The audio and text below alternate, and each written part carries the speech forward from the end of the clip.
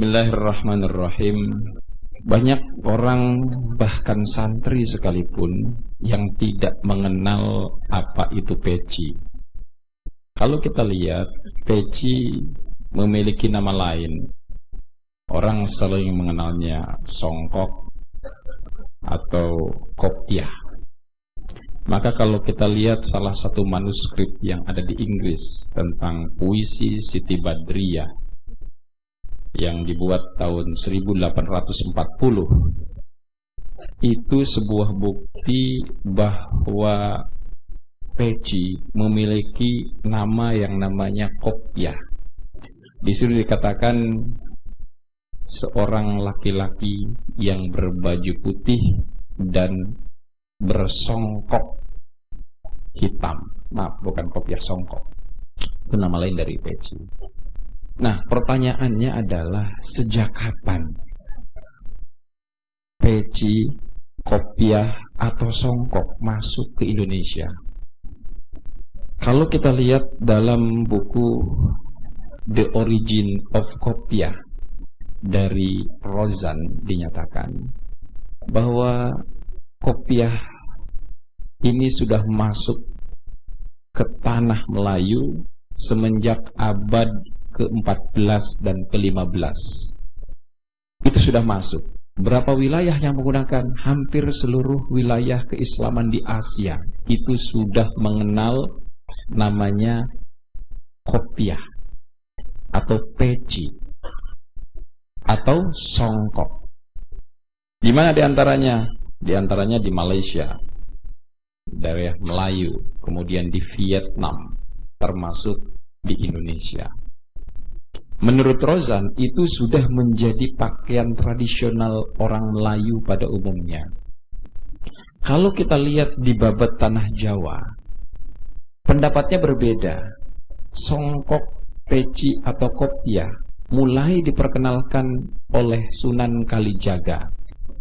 Dulu saat Raden Patah memimpin Demak, Sultan Kalijaga ingin memberikan mahkota kepada Raden Patah. Dan mahkotanya dibuat dari kain yang berwarna hitam, yang bentuknya sama dengan peci atau kopiah. Bedanya dia lebih besar. Dan itu sudah dimulai di daerah Giri. Beberapa penduduk juga akhirnya menggunakan kopiah yang kecil. Jadi kalau kita lihat sejarah abad ke-15, peci itu sudah digunakan oleh Raden Patah ketika memimpin di kerajaan Demak. Mahkotanya sudah menggunakan peci. Itu adalah kekuasaan pertama santri di Nusantara. Lalu pertanyaannya sesungguhnya dari mana asalnya? Nah, kalau bicara dari mana asalnya, kalau di dalam buku The Origin of Songkok dinyatakan asal mula peci ini datang dari para pedagang Arab. Yang membedakan hanya sedikit bentuk ataupun warnanya. Kenapa? Karena di tanah Arab penggunaan terhadap tutup kepala itu sudah menjadi budaya. Kalau kalian ke Turki, di sana sama ada model peci namanya fez, ya. Atau kalau kalian ke Mesir juga ada tutup kepala namanya torbus. Bentuknya sedikit berbeda, warna dominannya agak berbeda. Tetapi intinya ada kesamaan sebagai penutup kepala yang dibuat, dijahit dari kain. Maka kata Rozan, asal mula peci sesungguhnya dari tanah Arab yang dibawa oleh para pedagang, kemudian diduplikasi oleh orang Melayu. Jadi sudah sangat panjang penggunaan peci di daerah Melayu, termasuk di tanah Jawa. Kalau kita lihat sejarahnya dari Sunan Kalijaga. Nah, pertanyaan selanjutnya, lalu kapan peci menjadi alat, menjadi pakaian yang menasional, bahkan dipakai oleh seluruh kalangan di Indonesia, khususnya orang-orang terhormat. Tidak ada satupun presiden di Indonesia, tidak ada menteri, tidak ada kepala kejaksaan, tidak ada bupati, gubernur, dan siapapun yang menjadi pejabat negara ketika dilantik pasti menggunakan peci. Kenapa? Karena dalam babat tanah Jawa, peci itu adalah mahkota Raja Raden Fatah. Tetapi penggunaan peci di Indonesia tidak sekedar digunakan oleh umat Islam.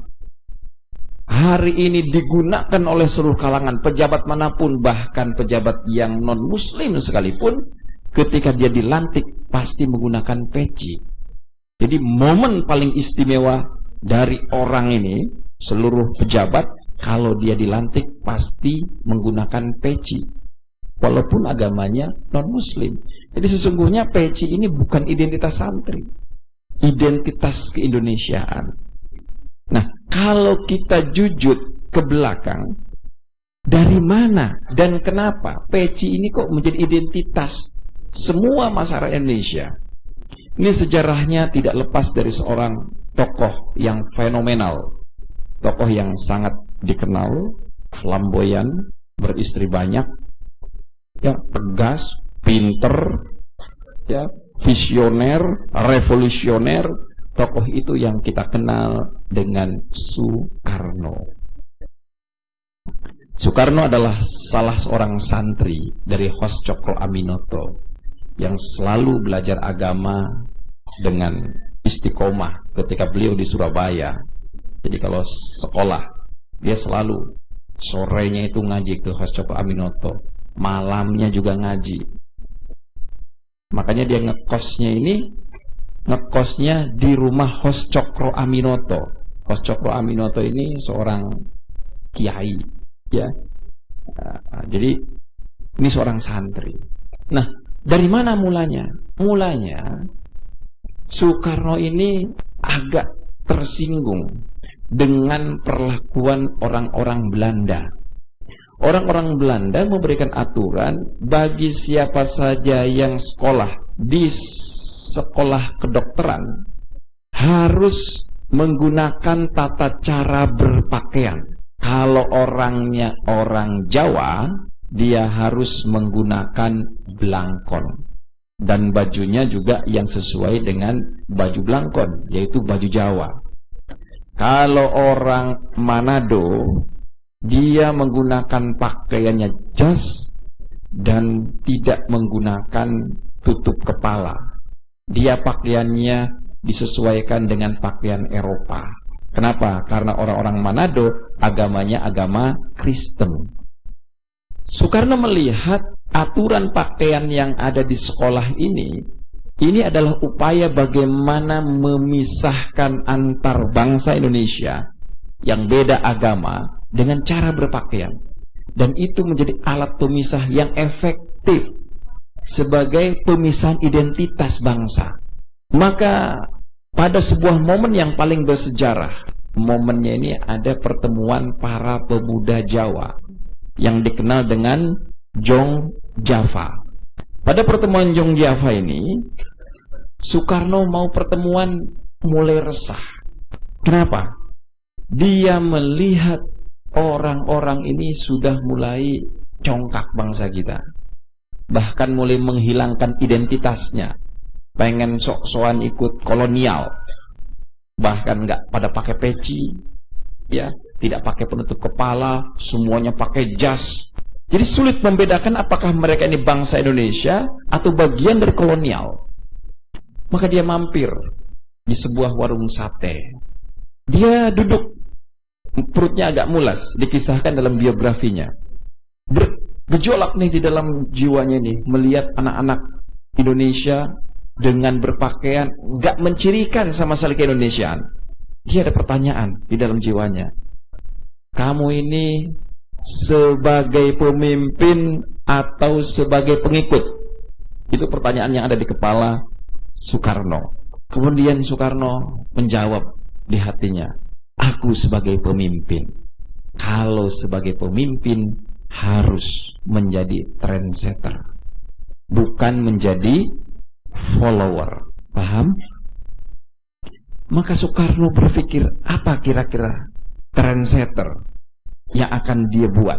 Dia terfikirkan ketika lihat sahabat-sahabatnya sudah kehilangan identitas keindonesiaan. Dia melihat ada satu pakaian yang layak digunakan sebagai bagian identitas kebangsaan, itu adalah peci. Karena saat itu peci digunakan oleh para buruh Melayu. Maka Soekarno memberanikan diri untuk menggunakan peci pada saat itu. Tetapi berdebar-debar jantungnya. Kenapa? Karena semua orang yang kumpul dalam Jongjava ini belum memiliki identitas. Dikisahkan konon katanya ada juga yang menggunakan blangkon dan lain sebagainya.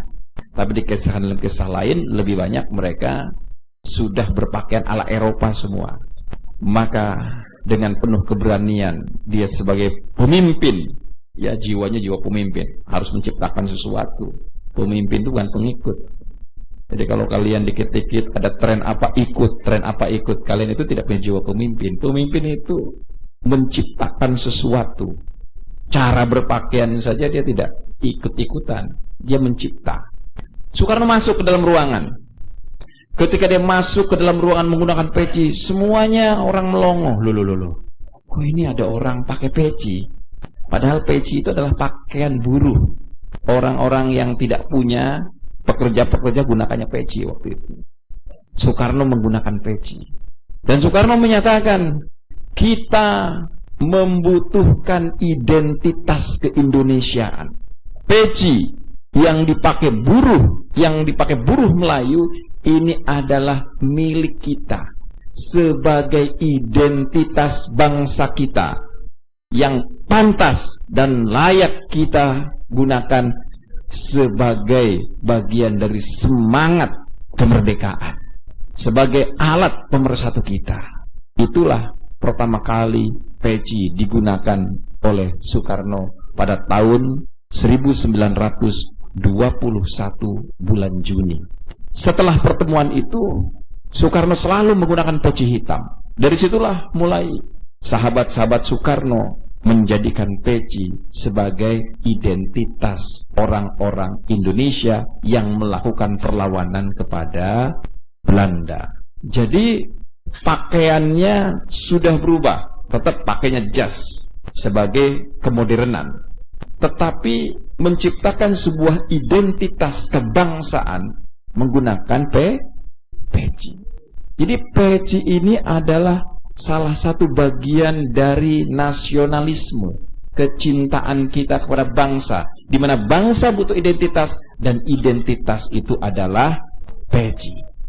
Maka kalangan pesantren sebagai bagian dari bangsa Indonesia yang tentunya paling berkepribadian dan paling nasionalis pun akhirnya menetapkan menggunakan peci. Jadi peci itu bukan milik santri, bukan aslinya. Peci itu adalah kepribadian Indonesia dan sudah dimulai sejak tahun 1921 oleh Soekarno. Jadi ketika kalian menggunakan peci, sesungguhnya itu adalah penumbuhan jiwa kalian sebagai cinta tanah air, sebagai bentuk perlawanan terhadap setiap penjajahan yang dilakukan oleh asing. Penjajahan itu tidak sekedar ekonomi, termasuk dalam penjajahan budaya berpakaian. Jadi budaya nasionalisme kita itu diwakili oleh peci. Ketika kalian menggunakan peci, itu tandanya kalian cinta Indonesia. Kalau cinta itu harus ada buktinya, ada identitasnya, dan identitas itu dibuktikan dengan peci yang menempel. Maka anak-anakku sekalian, kalau ada orang yang meragukan nasionalisme atas santri, ini aneh. Santri ini paling cinta, buktinya peci aja selalu dipegang, dipakai. Saya pergi kemana aja, saya nggak pernah lepas peci. Di Singapura tuh saya pakai, bahkan kalau di airport banyak orang lihat kok ada orang pakai peci gitu. Nah ini peci ini adalah bukti nasionalisme. Saya orang Indonesia. Di Indonesia ini dulu pemersatunya. Dalam beberapa naskah itu dikisahkan Dalam pertemuan Jong Java, konon katanya, kan ada beberapa versi. Itu orang-orang pakainya macam-macam. Orang Jawa pakainya beda, ya Jawanya ini pakainya, belangkonnya pun beda-beda. Ketika Soekarno menyatakan ini alat pemersatu, setelah itu berubah. Orang lebih banyak menggunakan peci. Akhirnya peci itu menyatukan. Tadinya kan orang beda-beda. Kalau kepalanya sama, identitasnya sama, maka mempersatukan itu lebih mudah. Sayangnya, yang membudayakan peci itu hanya pesantren. Kenapa? Karena pesantrennya lebih mengerti bangsa kita. Karena dulu yang merebut bangsa Indonesia ini adalah santri dan para kiai dan pesantren. Yang sahamnya paling besar di Indonesia ini adalah kita. Tetapi yang menikmatinya orang lain. Jadi anak-anakku sekalian, catatan yang paling penting buat kalian, khususnya santri putra, jangan pernah merasa bahwa pakaian peci ini pakaian rendahan. Tidak. Semua presiden, semua menteri, semua pejabat negara, bahkan dirut BUMN dilantik gitu. Lihat YouTube semuanya. Mereka pasti pakai peci. Artinya peci itu dipakai oleh orang-orang terhormat, oleh orang-orang yang pejabat negara, tingkatnya presiden. Peci ini sebagai lambang keterhormatan, dan negara kita seperti secara tidak langsung memberikan penghormatan khusus. Kalau mau dilantik pakai peci, itu tertulis tuh di dalam undangannya, menggunakan pakaian jas, peci, sepatu hitam, pantopel, itu tertulis. Maka kita aneh, kita heran, kenapa ada anak bangsa kita, apalagi santri, yang mesti jadi contoh, masih malu ketika menggunakan peci. Berarti dia bukan santri sejati. Dia santrinya masih santri abal-abal. Ada di sini santri abal-abal? Ada enggak? Ada. Kalian pakai peci ini di pesantren, pas pulang dicopot. Padahal mestinya tunjukkan, saya santri, saya cinta Indonesia, saya seorang nasionalis, saya ingin menjadi pemimpin. Inilah identitas saya dibanding dengan yang lain. Bedanya Raden Patah ketika dia menjadi raja di Demak, dia punya mahkota. Mahkotanya apa? Pakai peci. Nggak ada mahkota pakai topi. Ada nggak? Jadi kita heran kalau ada orang bangga dengan topi, tapi merasa gengsi menggunakan peci. Nah, paham sekarang sejarah peci? Siapa yang mau istiqomah pakai peci? Acungkan tangan. Ayo, acungkan tangan yang istiqomah pakai peci. Mana? Oke, istiqomah pakai peci, bagus ya nak ya. Oke, itu identitas keindonesiaan. Kalian buktikan. Kalau kalian kuliah di luar negeri misalkan, kan di Mesir tuh ada torbus yang dipakai ke atas tuh. Di Turki juga ada fez. Bedanya di sana ada warnanya merah, kemudian ada puncungnya, ya. Itu namanya fez. Torbus juga sama, panjang, lebih ke atas. Itu dipakai. Nah, kalau kita ini peci. Jadi kalau bedanya orang Indonesia itu menggunakan peci. Jadi anakku sekalian, di akhir-akhir ini kita sesungguhnya menghadapi sebuah tantangan. Tantangan yang pertama adalah penjajahan ekonomi. Karena penjajahan model zaman dulu itu sudah nggak laku.